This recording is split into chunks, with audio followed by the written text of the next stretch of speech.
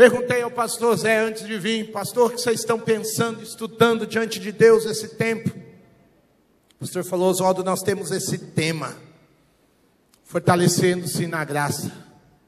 Hoje de manhã pudemos definir um pouco mais sobre a graça de Deus, quando Jesus vai à cruz, e tudo aquilo que significa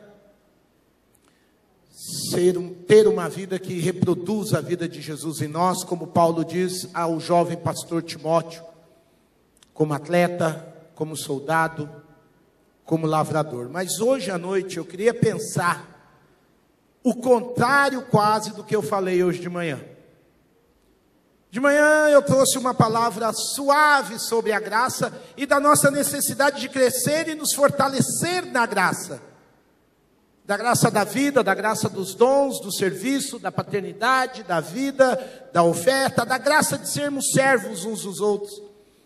Agora, hoje à noite eu vou trazer uma palavra um pouco diferente, porque Jesus Cristo era alguém extremamente criativo. Eu olho para Jesus, eu estou lendo a Bíblia há mais de 30 anos, quis ser criativo, imprevisível, inteligente. Jesus não contava duas histórias do mesmo jeito, ele não ensinava o mesmo princípio da mesma maneira duas vezes, para cada hora ele tinha um detalhe. E aqui, para a gente falar de graça, eu recorro a uma história contada lindamente por Jesus, mas uma história inesperada. Hoje em dia o povo gosta muito de séries, e algumas séries elas são inesperadas, elas nunca terminam daquele jeito final feliz. Algumas histórias são a lá Game of Thrones. Vou repetir: Game of Thrones. Saí hoje à tarde. Que é tudo assim, o melhor cara da história morre no primeiro capítulo. Você fala: ué, o que vai ser isso? E Jesus conta uma história também bem diferente. E eu vou chamar hoje à noite, para a gente se fortalecer na graça, eu vou recorrer à história que o Senhor Jesus contou, a história da desgraça. Que é isso, Oswaldinho? É isso mesmo, a história da desgraça, que está em Mateus 18. Abre a sua Bíblia. Se você for abrir o seu dispositivo eletrônico, abra só na Bíblia, deixa a mensagem para depois. Essa bolinha é vermelha porque ela é do cão, brincadeira. Vermelha não, vermelha é de Deus, Deus criou, estou brincando. Ignora a bolinha vermelha, irmão, vai direto para a Bíblia, hein? Mateus capítulo 18. Aí deixa eu te explicar, Mateus 18 é um daqueles momentos que o pastor senta e chora. Porque Jesus vai contar a parábola. Porque no começo de Mateus 18, presta atenção, igreja, os discípulos estão brigando. Os discípulos de Jesus, sem graça nenhuma, estão ali competindo para ver quem é o maior. E aí Jesus põe uma criança no meio deles e explica que eles precisam se tornar como uma criança, para que eles entrem no reino dos céus. E aí Jesus Cristo vai falar da possibilidade de escândalos e de tropeços, que alguns vão viver por causa do pecado e do mau testemunho de outros, onde não há graça. E aí Jesus então vai falar da ofensa entre irmãos, a partir do verso de número 15, que se um irmão pecar contra você, você tem que buscar a reaproximação e tentar ganhar o seu irmão. Jesus está mostrando que não há perfeição nessa terra, que as pessoas pecam. Isso vai até o capítulo 20, verso 20 do capítulo 18, quando de uma maneira bem pós-moderna e pragmática, o apóstolo Pedro, como Abel disse hoje à noite, alguém muito rapidão, o Pedro pega e pergunta para Jesus: Jesus, se esse negócio de perdoar os outros, ter um coração de criança, agir com graça com as pessoas deve existir? Quantas vezes, Senhor, deverei perdoar a meu irmão quando ele pecar contra mim? Porque o judeu tinha por princípio perdoar alguém 3 vezes. Pedro pensou: Jesus é um pouco exagerado, Jesus é alguém que excede, Jesus vai um pouco além. Pedro tentou sair bem na fita. Pedro colocou as 3 vezes do judeu, colocou as 3, a turma pergunta, como é que ele chegou nesse número? Imagino eu que ele chegou nesse número colocando as 3 vezes que um judeu perdoa. Jesus tinha um coração maior, 3 mais 3 dá? Vocês são bons, hein? Gostei de vocês. O Pedro pensou: 3 do judeu, 3 de Jesus, e como eu quero ser um cara bacana e ficar bonito na fita com Jesus, eu vou pôr mais um por minha conta. Então, devemos perdoar um irmão 7 vezes? E aí, meus irmãos, Jesus começa a contar uma história. Uma história onde Jesus fala da necessidade de que você entenda o que é graça e pratique a graça para que você não caia na desgraça. Jesus conta como se fosse uma história, uma parábola, mas uma história de 2 atos, de 2 capítulos, de 2 momentos.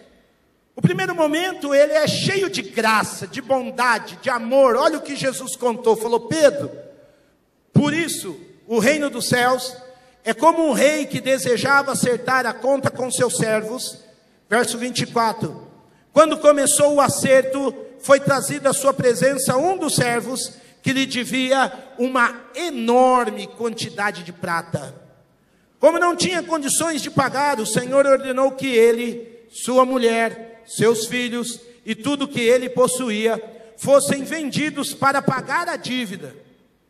O servo prostrou-se diante dele e lhe implorou: tem paciência comigo e eu te pagarei tudo. O senhor daquele servo teve compaixão dele, cancelou a dívida e deixou ir. É lindo demais Jesus explicar para o apóstolo Pedro, porque quando Jesus agora começa a abrir os seus lábios para falar da qualidade de vida que Deus tem para o ser humano, Jesus revela que no coração soberano do Deus do universo, Ele está atento às aflições e às angústias do homem. E quando o homem tem muitas dificuldades para encarar a vida, Jesus orienta o caminho mais gracioso que pode haver para o ser humano. É disso que se trata todo Mateus 18. Jesus está falando ali plenamente de graça.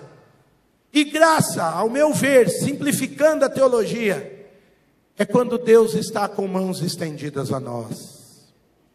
É quando as bondosas mãos de Deus olham para as nossas vidas, para as nossas dívidas, para as nossas histórias, para os nossos lamentos, para as nossas dores, e Deus se estende em Cristo Jesus a nós.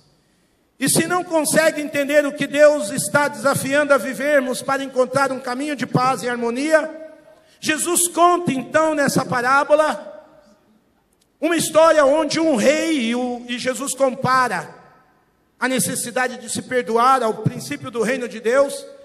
Esse rei representa a pessoa de Deus Pai, e Deus Pai sabe que não pode deixar o ser humano à deriva, não pode deixar o homem por si mesmo. Então Jesus começa contando a parábola, no verso de número 23, a respeito de um rei que deixou os homens soltos por um tempo, mas depois o rei tem que vir conferir o que os seus servos fizeram.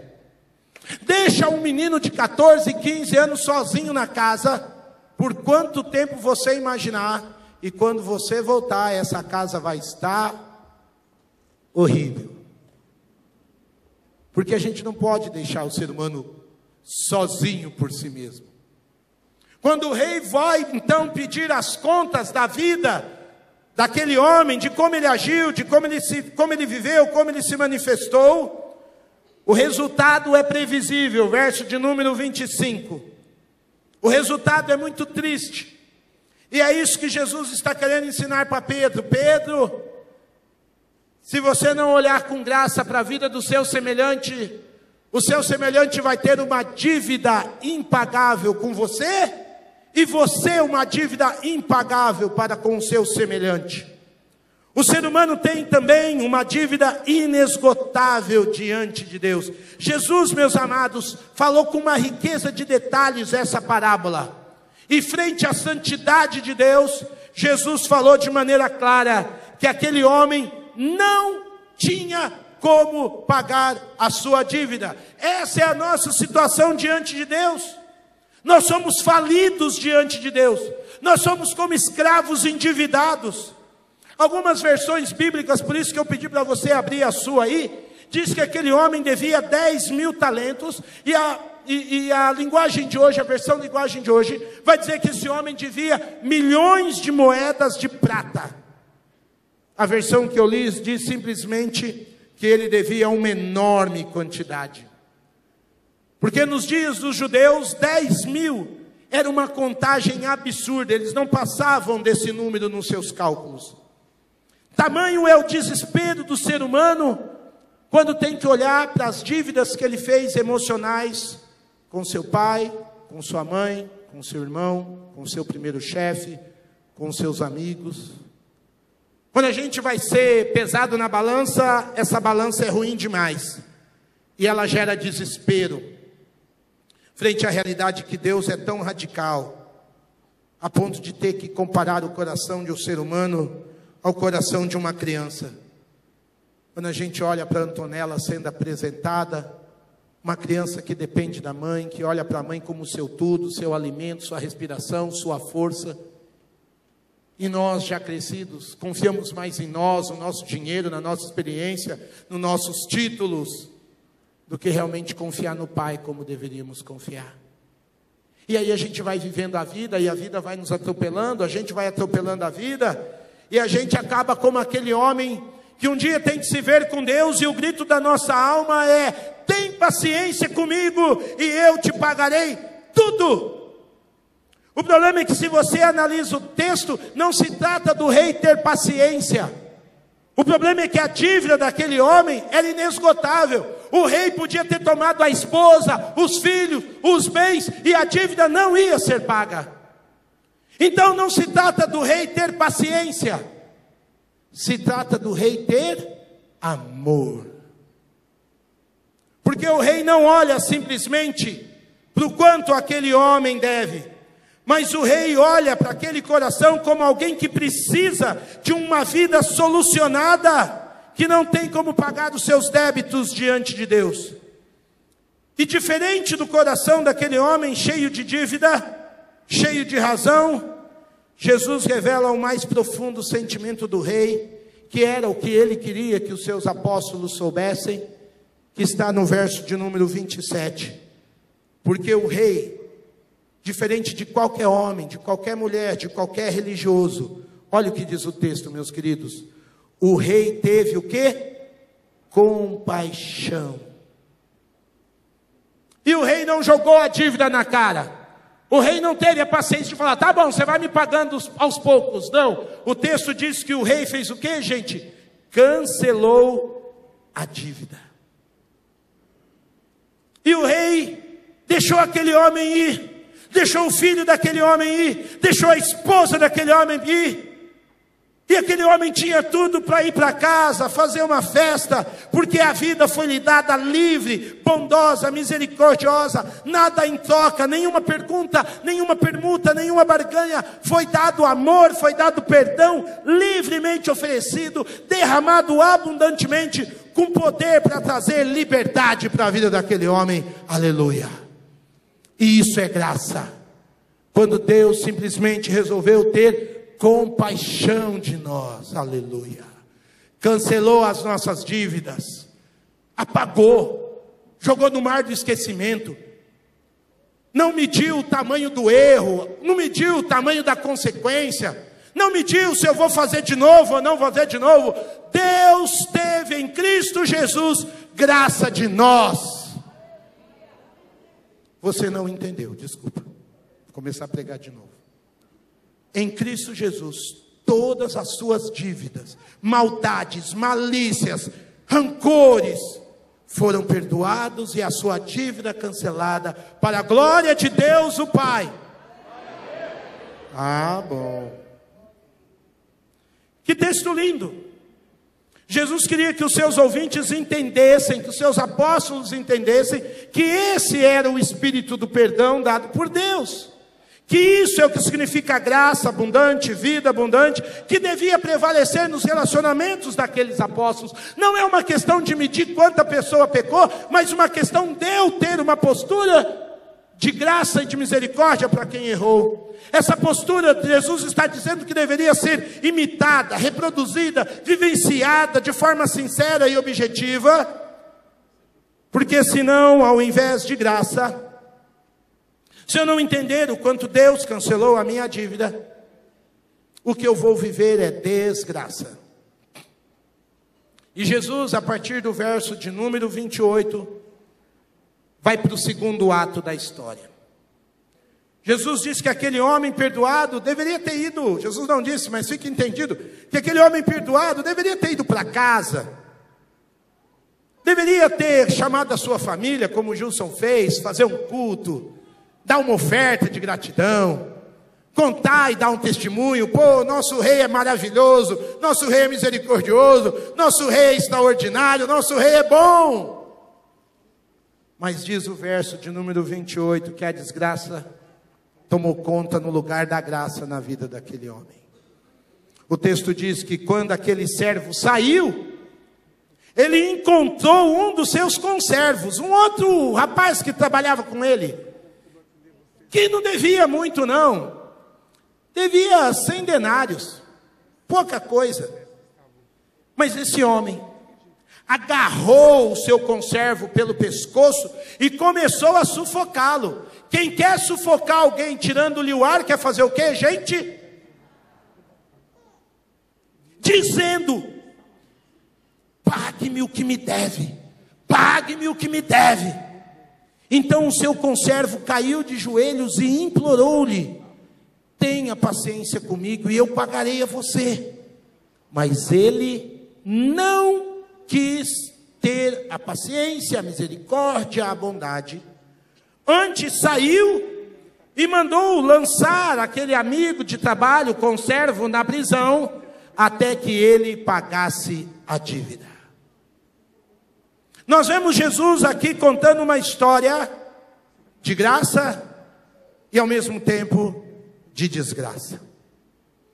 O mesmo Jesus que inspirou o coração dos discípulos dizendo: olha como Deus e o rei é bom com vocês, Jesus está dizendo: olha o outro lado da moeda, como o ser humano pode vir a ser. Porque se a parábola tivesse terminado ali, com aquele homem podendo ir para casa em paz, seria maravilhoso. Se a parábola tivesse terminado com aquele primeiro conservo indo para casa, abraçando a família, seria ótimo. Mas Jesus resolveu estender a parábola. Jesus continuou a narração e o cenário agora, em vez de cores alegres, bonitas, ganham cores pesadas na voz de Jesus. E aí a gente tem um déjà vu, a gente tem uma repetição. Porque assim como aquele homem falou com o rei pedindo paciência, o conservo aqui também. Mas a história toma outros caminhos. A experiência da graça desaparece. E aquele escravo que até então era super endividado, encontrou alguém que devia a ele muito pouco em relação à dívida perdoada pelo rei.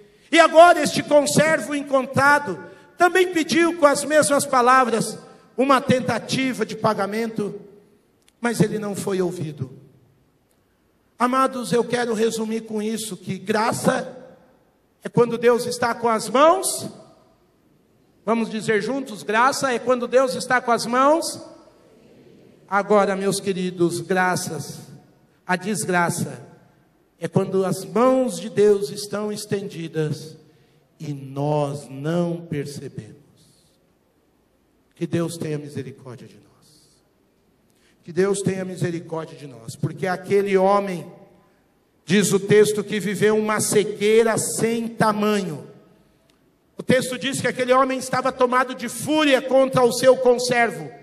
Ira, ódio são sinônimos dessa fúria, a ponto dele querer matar. Agarrou e começou a sufocá-lo. Sabe por quê, irmãos? Sabe por que que ele estava cego de ódio? Não é uma expressão que a gente diz aqui no Brasil? Ah, eu estava ali no trânsito, o camarada me fechou, eu fiquei cego de ódio e fui atrás. Louco. Conheço mulheres que fazem isso no trânsito. Louca. Insensato. Aquele homem que outrora foi perdoado pelo rei, agora está cheio da sua razão, está cheio da sua justiça própria. Ele queria ter os seus bolsos cheios dos seus denários, independente do valor da vida do seu companheiro. Ele não se permitiu nem ao mesmo festejar o livramento que há pouco ele recebeu.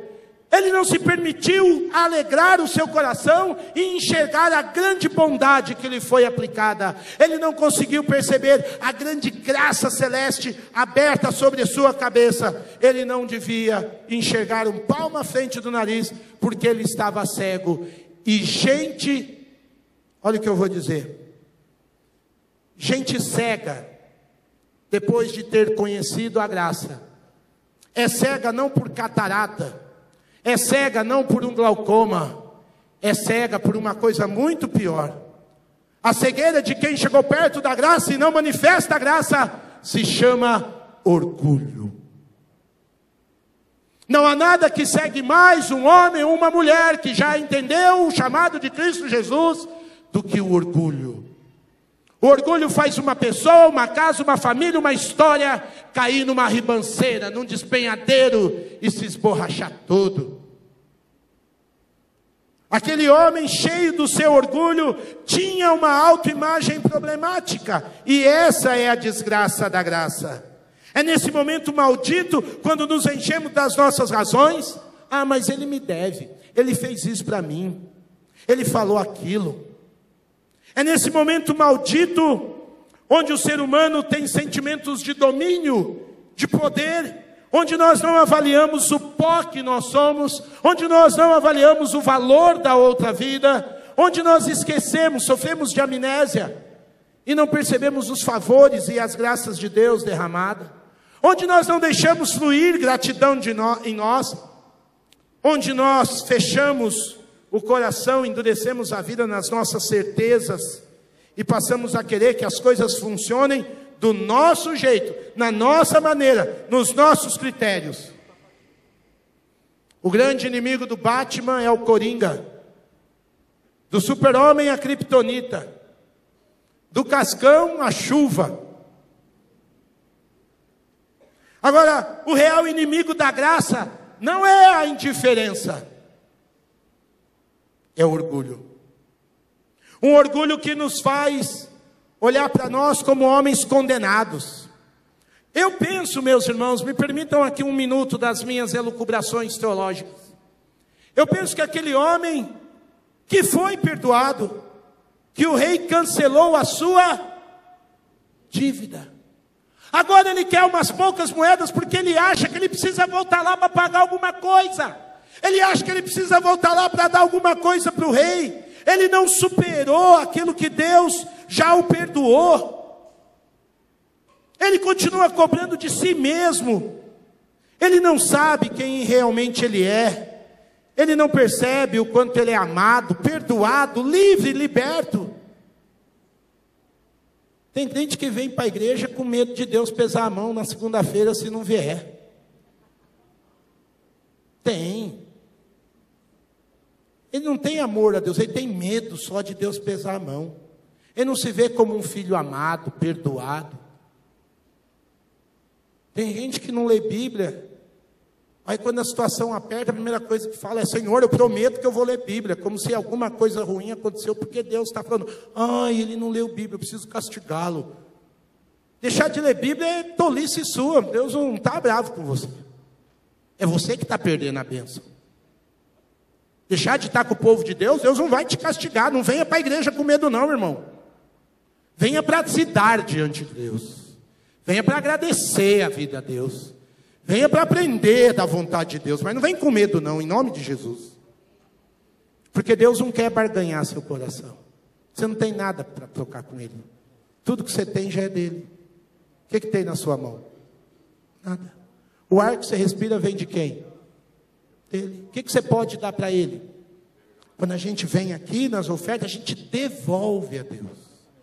Devolve em gratidão, devolve em alegria, porque até a vida que a gente tem é dele. Ah, eu preciso ir na igreja para devolver a Deus. Eu preciso ir na igreja para dar a Deus. Dá. Ele te amou primeiro, Ele deu primeiro, irmão. Você só precisa devolver com graça, com gratidão, com alegria. Porque tem crente hoje em dia tentando fazer barganha com Deus. Ah, se eu for bastante, Deus vai me abençoar. Com esse coração avarento, não. Ah, eu vou mais vezes, vou fazer bastante, vou para lá, porque aí Deus vai me abençoar mais. Não. com esse coração cobiçoso? Eu gosto de contar uma história para entender o que é graça de Deus. Quando eu era menino, meu pai nunca deu dinheiro para mim ou para o meu irmão. Eu só tenho um irmão mais velho. Meu irmão, graças a Deus, é capelão evangélico lá hoje no Paraná. Mas meu irmão, como o irmão mais velho, nós temos uma diferença de 2 anos. Papai juntava muita moeda. E um dia, meu pai chegou com 2 cofrinhos em casa. E meu pai falou para o meu irmão: como você é mais velho, escolhe os cofrinhos. E eu, mais novo, já fiz o beijo.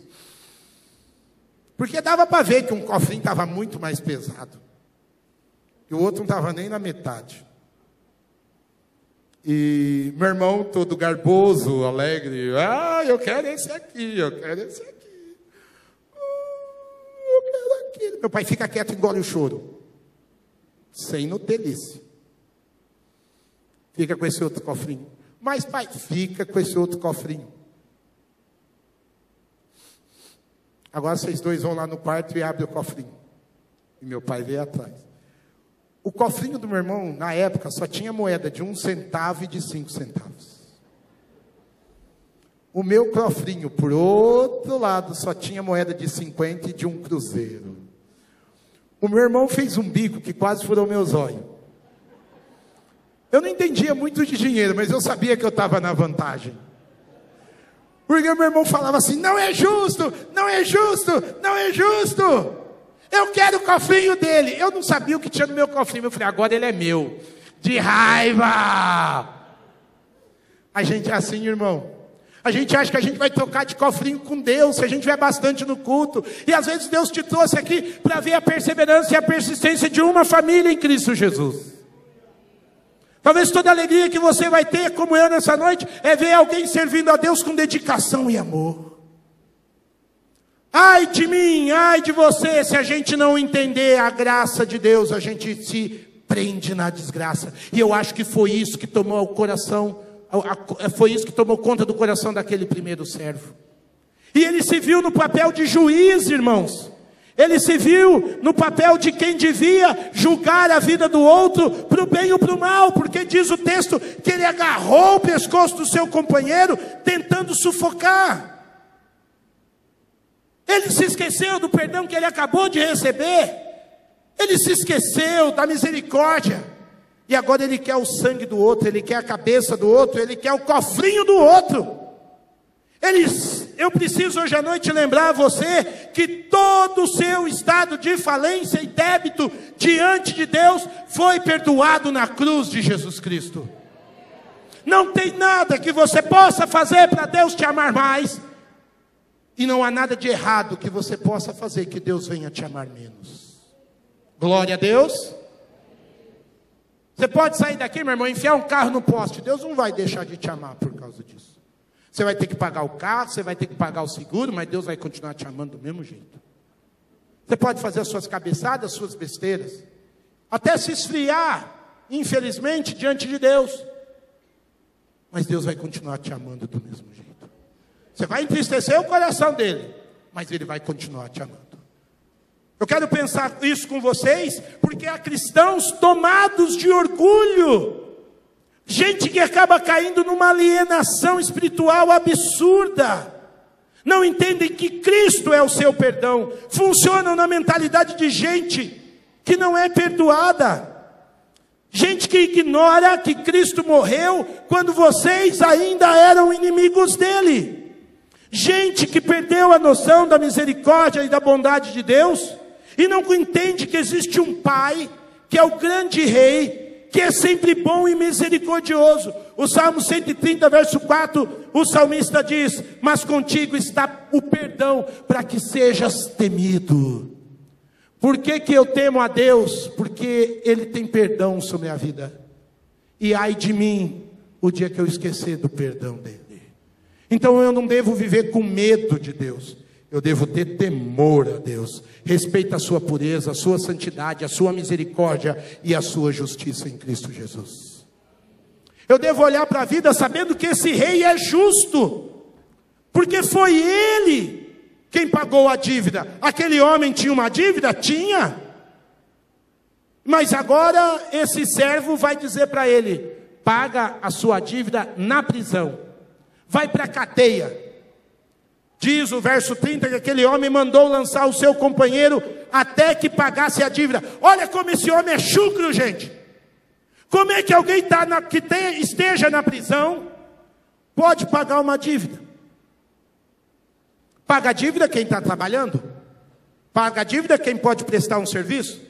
Paga a dívida quem faz uma marmita aqui de cuscuz e sai para vender? Agora ele é tão chucro que ele quer receber o dinheiro, mas manda o moço para a prisão. Deu tiro no pé. Sabe, infelizmente muitos de nós têm tido um coração não tão alegre, não tão vibrante, talvez um coração mais endurecido, porque a gente tem mandado pessoas para a cadeia. Não para uma cadeia da Polícia Federal, não numa cadeia da PM, não para um presídio lá de Hortolândia, nada disso. Mas às vezes a gente tem julgado as pessoas e não dado mais oportunidade para elas nas nossas vidas. A gente tem fechado e julgado e condenado as pessoas porque ele errou, porque ele fez, porque ele falou, e para ele e para ela não tem resgate, não tem absolvição, não tem perdão, não tem misericórdia. E você transforma a graça de Deus em desgraça quando você tranca pessoas para fora dos seus relacionamentos, para fora da sua vida, para fora da sua oração, para fora da sua intercessão. E é aí, meus amados, que nos falta entender que a graça de Deus não é assim, a misericórdia de Deus não é assim. Você pode pecar, errar, bater a cabeça, mas a graça de Deus vem, te perdoa e te humilha, porque lá no fundo você sabe que você não merecia. Mas em Cristo Jesus, Deus começa conosco uma história todo dia de manhã, porque todo dia as misericórdias do Senhor se renovam para a glória de Jesus. E isso nos humilha, não humilha no sentido de nos envergonhar, mas humildade como sinônimo de sabermos quem somos diante de Deus. E quem nós somos diante de Deus? Nós somos pecadores perdoados, gente que outrora era orgulhosa e agora se humilha diante de Deus. E a nossa desgraça existe quando não reconhecemos que somos apenas escravos amados, perdoados, absolvidos e livres em Cristo Jesus. Glória a Deus. Você pode aplaudir o Senhor, eu sei que você está com vontade.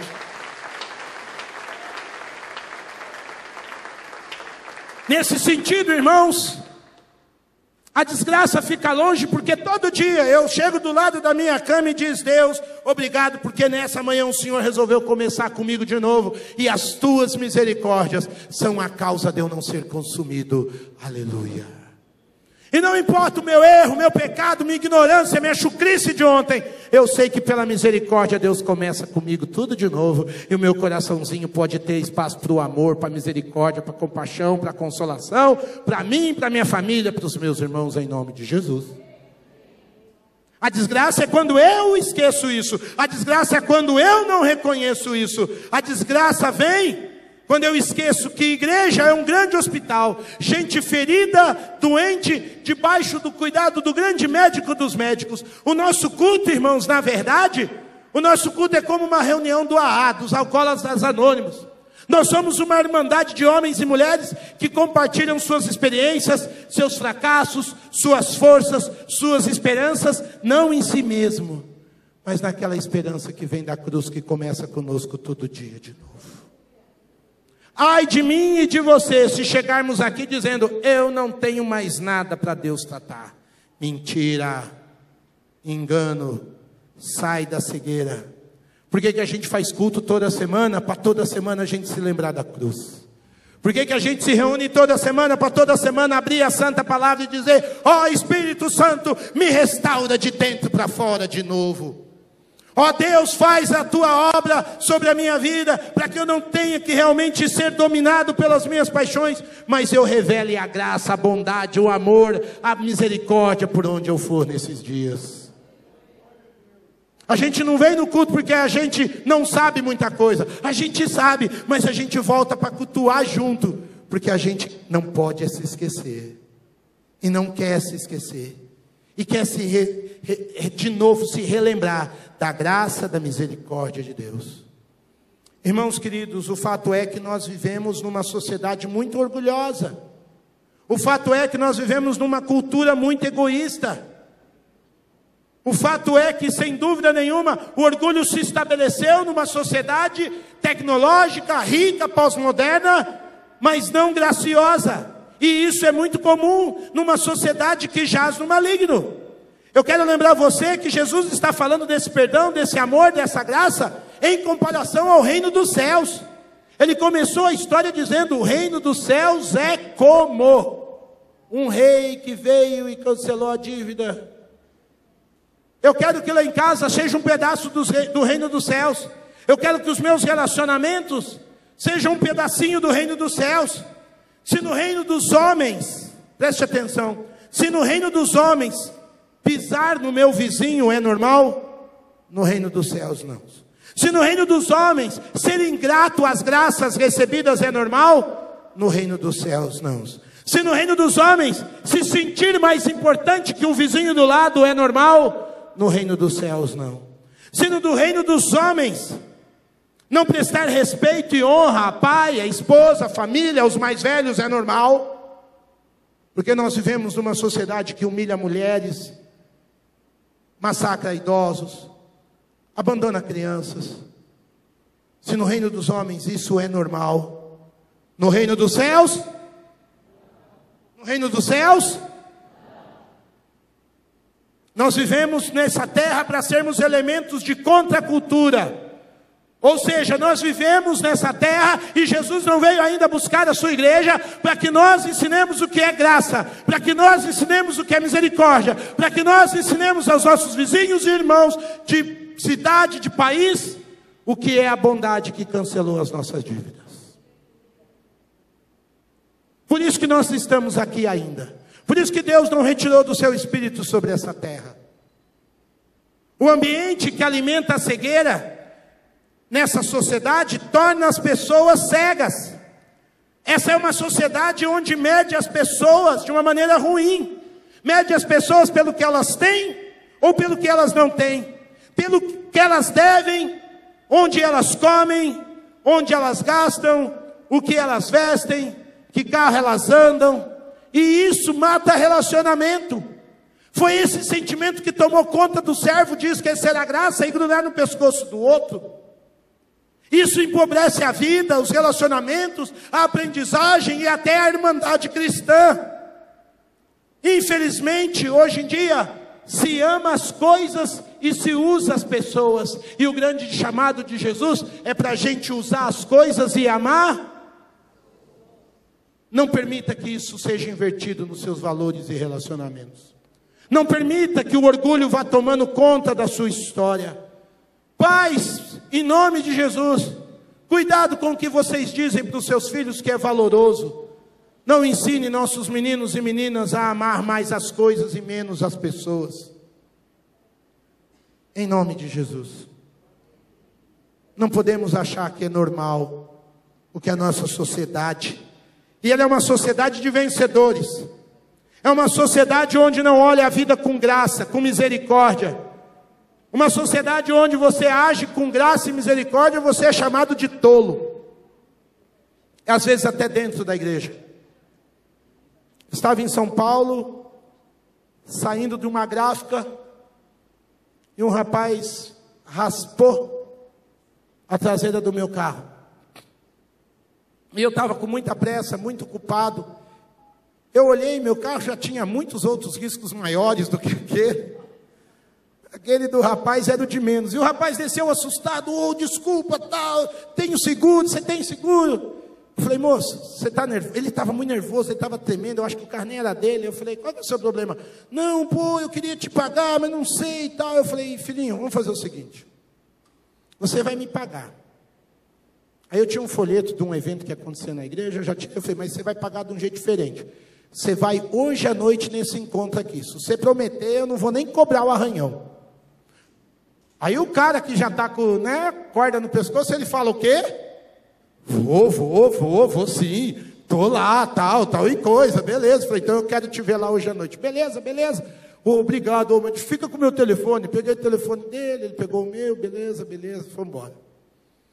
Quando a gente estava chegando para a reunião que ia até à noite, era um evento especial na igreja, eu dei esse testemunho e pedi para alguns orarem por isso. Falei, vai que esse moço vem, vamos orar para Deus tocar no coração dele, ele não conhece a igreja, pelo que eu entendi. Aí no meio dos meus irmãos eu ouvi a seguinte expressão: pastor, você foi tolo. Você acha que ele vai vir?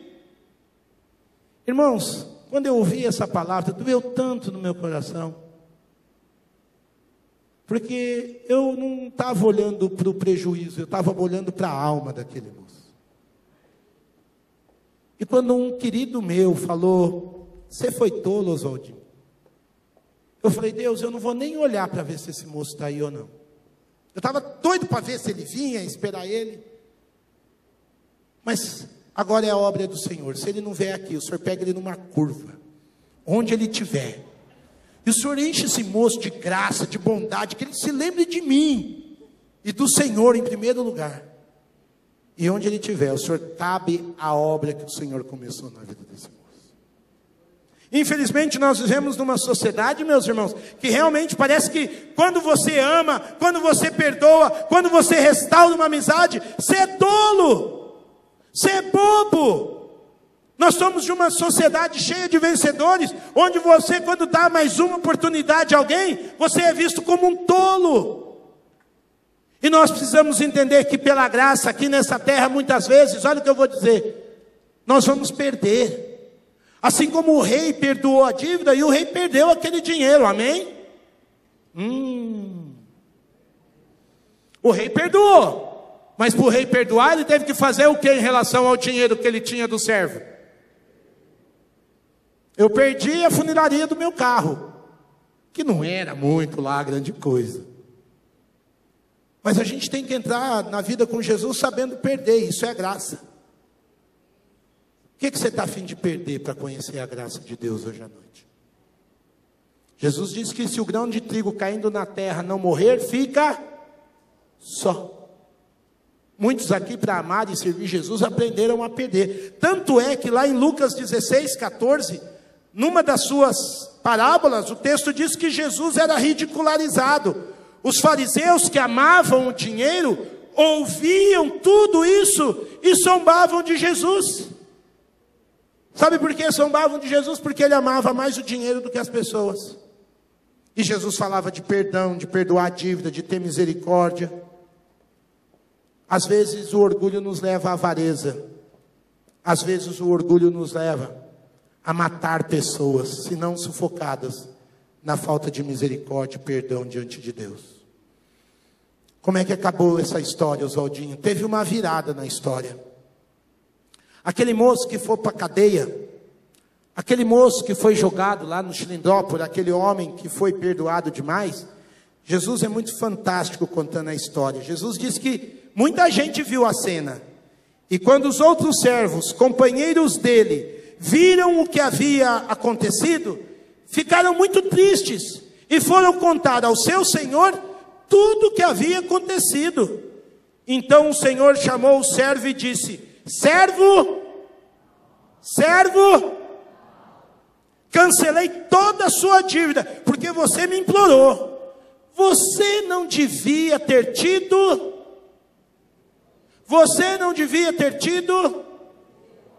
do seu conservo como eu tive de você? Quando é que a desgraça entra na vida? Quando a gente deixa de ter com o outro a misericórdia que Deus teve conosco. E é interessante o texto dizendo que os companheiros daquele homem intercederam diante do rei. Louvado seja Deus pelas vidas que se levantam para interceder pelos que sofrem. Outros homens e mulheres se envolveram e trouxeram realmente libertação, renovação, graça e misericórdia. Alguns dias atrás eu fiquei chorando na frente da TV. Um menino negro foi acusado no Rio de ter matado um outro rapaz. Vocês viram essa história? E era um menino inocente, porque a câmera mostrou que ele estava do outro lado da cidade na hora do assassinato. E o pai daquele menino, eu louvei a Deus pela vida daquele pai. O pai daquele menino não saiu da frente da cadeia lutando, sabendo que o filho era inocente. Aquele pai intercedeu, e aí a TV mostrou aquele menino saindo inocentemente da cadeia. Gente, eu chorei.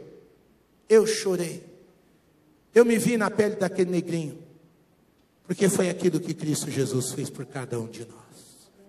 Nós, diferente do moço, estávamos condenados pelos nossos pecados. Aquele moço não tinha falhado, assim como Jesus não. E louvado seja Deus pelos intercessores que se levantam para lembrar de um monte de gente que não tem justiça na vida. Gente que a misericórdia ainda não os tocou. É isso que Deus está me chamando e te chamando hoje à noite, para sermos intercessores por pessoas aonde a misericórdia não alcançou. Aqueles homens denunciaram, e a denúncia foi muito bonita, porque aquilo levou a mostrar como aquele servo que foi chamado de servo mau. A denúncia levou o servo mau a entender a expectativa do rei. Lá no verso 33, o rei diz: olha, eu cancelei a sua dívida toda, porque você implorou. Você não foi capaz de ouvir um clamor. Você não poderia ter sido misericordioso, como eu tive misericórdia de você. O rei toma as dores. Por isso que o rei é o rei de misericórdias, aleluia.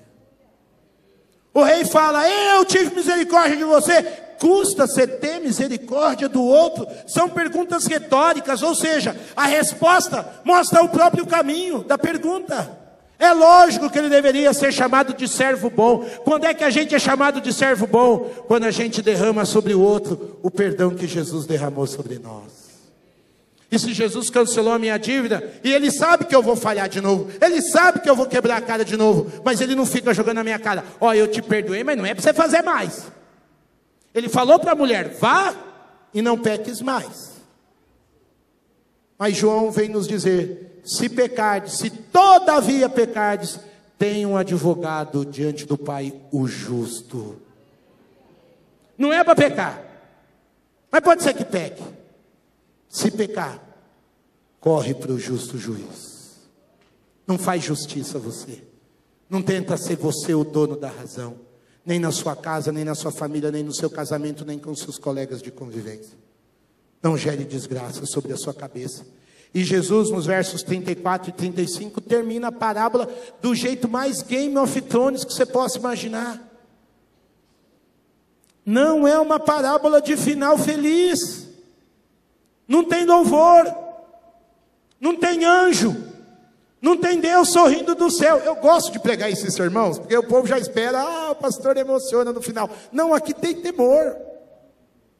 Aqui faz a gente voltar para casa com juízo. Porque olha o que diz o verso 34: irado, o seu senhor entregou este servo mau aos torturadores, até que ele agora pagasse tudo o que devia. Assim também meu Pai Celestial, disse Jesus, fará a vocês, se cada um de vocês não perdoar de coração, não de boca, a seu irmão. Pastor Oswaldinho, que Bíblia o senhor está lendo? A mesma que a sua. Aí você vai ter que olhar a postura do rei. Tira os olhos dos servos.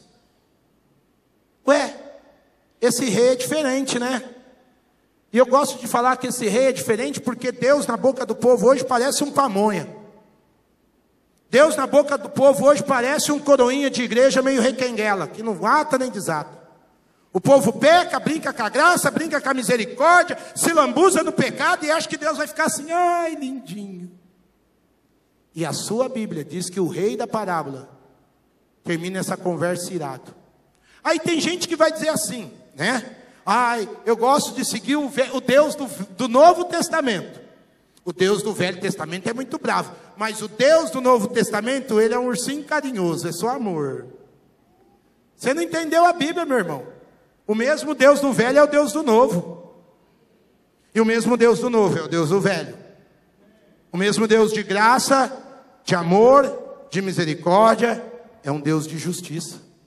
Aí você vai falar: Oswaldinho do céu, então esse Deus é muito pragmático. Escreveu, não leu, o pau comeu. Eu sei que o meu tempo estourou, mas deixa eu contar uma para você não esquecer mais. O moleque chamava Léo.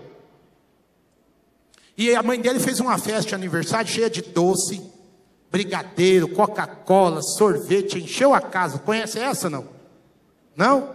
Conhece, Zé? O moleque chamava Léo. No meio da festa, os amiguinhos do Léo, que não era gente que prestava, riscou o Léo, bagunçou o Léo. A mãe dele ficou inconformada. Porque eles escreveram no Léo todo.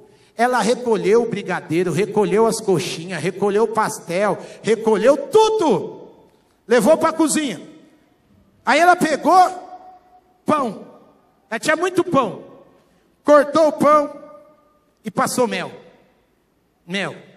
Levou para os meninos. Você já comeu mel em dia de calor? Aqui não desce, né? Aí veio o Léo todo escrito.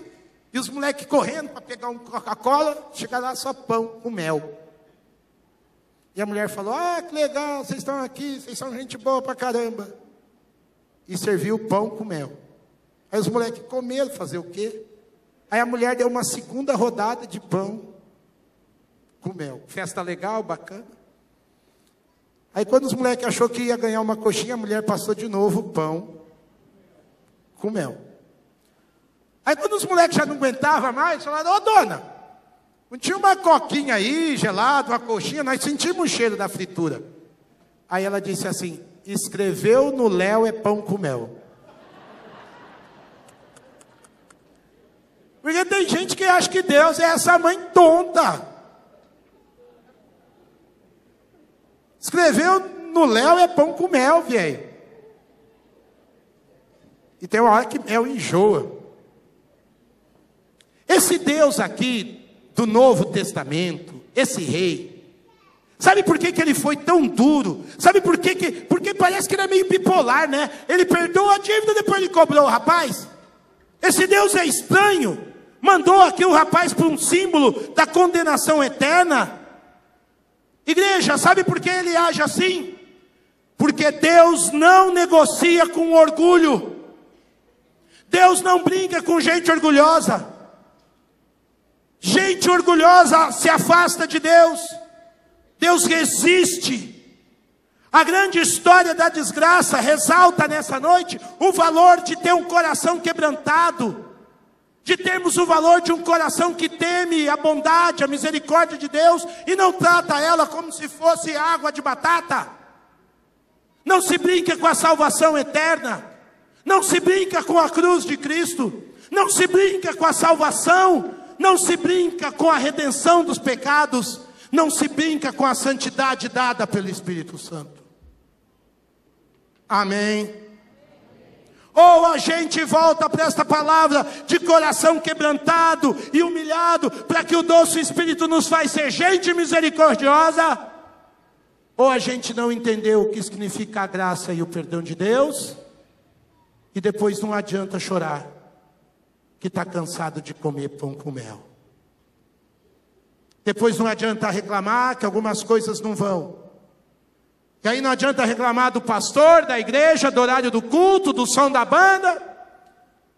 O problema é muito maior. É a nossa falta de humildade. É a nossa falta de quebrantamento. É o nosso puro reconhecimento de dizer: Deus, eu sou pó. Ao pó eu voltarei. Nesse novo dia, nessa nova semana, tem misericórdia da minha vida. Me faz ser um homem, me faz ser uma mulher, me faz ser um jovem, me faz ser um velho, que entende que teve suas dívidas canceladas e agora age com misericórdia na vida das pessoas. Nós vamos cantar uma canção chamada Ousado Amor, e essa canção ressalta a graça de Deus. Mas tem uma frase dessa canção que eu amo. Ela fala que o amor de Deus eu não posso comprar. Não é fazendo campanha das 40 semanas que eu posso merecer. Eu não posso merecer esse amor. Eu não posso comprar a graça. Mas eu posso me quebrantar diante do meu Deus e dizer: Senhor, ainda que eu tenha que perder o meu orgulho, minha arrogância, minha autojustiça, minha justiça própria, faz de mim aquilo que te apraz. Faz de mim aquilo que te agrada. Não me deixa ser um homem ou uma mulher que só entra e sai de culto sem espalhar a tua misericórdia para quem precisa, sem interceder por quem está preso, sem trazer vida a outros que talvez um dia pisaram na bola comigo. Eu quero orar por você. Depois a gente vai fazer desse cântico uma oração. Senhor Jesus, eu vibro com a tua graça. Eu sou grato pela tua graça. Não há um dia que eu não viva sem te louvar pelo perdão das minhas dívidas, por esse amor incompreensível, exponencial, extravagante. Ai de nós se não fosse o teu perdão. Mas não permita, Senhor, que vivamos um dia sem também expressar o teu perdão, sem responder com misericórdia e quebrantamento a este perdão recebido. Nós já sabemos tantas coisas boas e alegres do Senhor, mas queremos um coração quebrantado, para em temor e tremor, gratidão e louvor, expressar esse perdão sobre quem nos magoou, sobre quem pisou em nós, sobre quem muitas vezes atravessou o nosso caminho, nos deixando envergonhados, humilhados. Mas no meio disso tudo, queremos lembrar que o teu perdão na cruz foi muito maior. A nossa dívida era incomparavelmente maior. O nosso erro, a nossa maldade não tinha medidas. Por isso hoje à noite, que o teu amor tome conta das nossas relações, que a tua graça invada os nossos pensamentos, a nossa mente, a nossa alma. Completa a tua grandeza de vida sobre cada um aqui.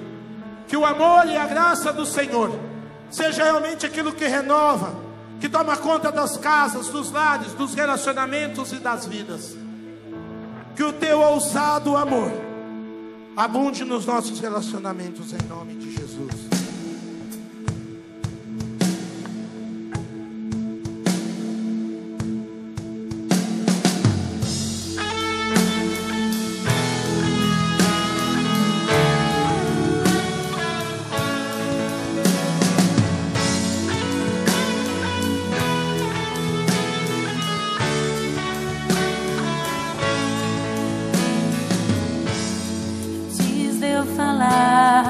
Tu cantava sobre mim. Tu tens sido tão, tão bom pra mim. Antes de eu respirar, sopraste tua vida em mim. Você pode ficar em pé. Tu tens sido tão, tão bom pra mim. Impressionante, infinito, ousado amor de Deus. Não descansa com as 99, se uma se perdeu. Não posso comprá-lo, nem merecê-lo, mesmo assim se entregou. Oh, impressionante, infinito, ousado amor de Deus.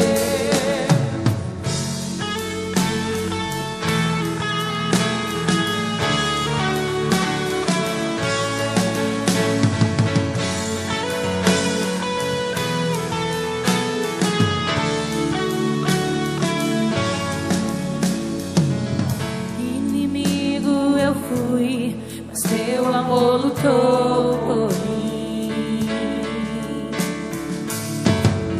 Tu tens sido tão, tão bom pra mim.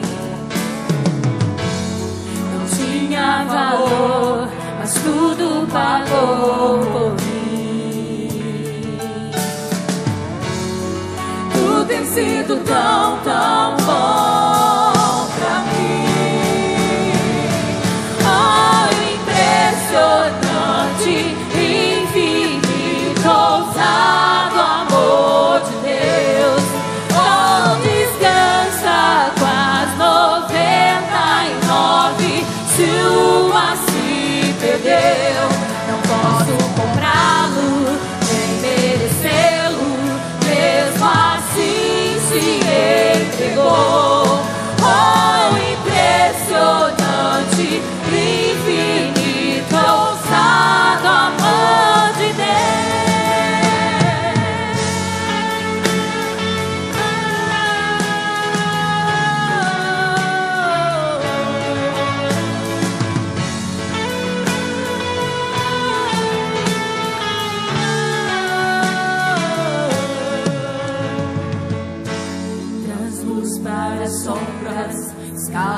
montanhas pra me encontrar. Derruba muralhas, destrói as mentiras pra me encontrar. Traz luz para as sombras, escala as montanhas pra me encontrar. Derruba muralhas, destrói as mentiras pra me encontrar. Oh! Traz luz para as sombras, escala as montanhas pra me encontrar. E Ele te encontrou hoje à noite. Derruba muralhas, destrói as mentiras pra me encontrar. E Ele te trouxe para si hoje à noite. Traz luz para as sombras, escala as montanhas pra me encontrar, pra te encontrar. Derruba muralhas, quebra mentiras pra me encontrar. Oh, impressionante, infinito, ousado amor de Deus. Não descansa com as 99, se uma se perdeu. Não posso comprá-lo, nem merecê-lo, mesmo assim se entregou. Oh, impressionante, infinito, ousado amor de Deus. Você está dizendo: Senhor, meu coração precisa ser cheio da Tua misericórdia hoje à noite. Meu coração precisa ser cheio desse amor. Eu te convido a sair do seu lugar, a gente vai orar. Nós estamos hoje à noite enfrentando a frieza, a indiferença, o rancor, a mágoa, a ira. Sai do seu lugar. Há espaço no seu coração para mais misericórdia. Eu quero orar com você. Você chegou aqui, seu coraçãozinho ficou pesado, duro. Mas o Senhor quer encher de graça, de bondade, de vida abundante. Você não pode voltar para casa do mesmo jeito. Há pessoas precisando do seu amor, do amor de Jesus através da sua vida, dos seus relacionamentos, do seu abraço, do seu sorriso, do seu perdão. Você foi chamado para ser restaurador. Você foi chamado para ser pacificador. Você foi chamado para ser bem-aventurado, porque leva a paz, leva a misericórdia. Você não é rancoroso. Você não foi pisado. Você está sendo tratado por Deus. E Deus te ama. Deus tem bálsamo. Deus tem graça. Deus tem perdão para você levar aonde você for e tirar pessoas da cadeia, da prisão, da amargura, do ressentimento. Amado Deus e Pai, é essa vitória que honra a cruz. Quando esses homens e mulheres teus, benditos, estão aqui hoje à noite para serem porções de graça, espalhadas na cidade, nas famílias, nos relacionamentos. O Senhor Jesus nos prometeu que converteria o coração dos pais aos filhos, dos filhos aos pais. Ó Espírito Santo, arranca mágoas nessa noite, que estão com as cascas duras de ressentimento, de palavras malditas. Ó Espírito de Deus, que é bálsamo, que gera suavidade, que gera graça, que gera renovo. Começa de novo nesses corações, de cada homem, de cada mulher. Faz a obra que te apraz em cada vida. Enche-os com óleo que quebra correntes, que envergonha o adversário, que restaura as memórias, a lembrança. Não importa a idade, não importa quando foi a mágoa. Faz tudo de novo, Jesus. Como coração de crianças, enche a vida desses homens e mulheres, como gente que pode começar amanhã uma nova vida, com bálsamo, com mel, com vida do céu abundante. Renova a tua unção, renova teu amor, renova a tua graça, para a honra, para a glória e louvor do nome de Jesus. Amém. Destrói as mentiras pra me encontrar. Deus abençoe. Traz luz para as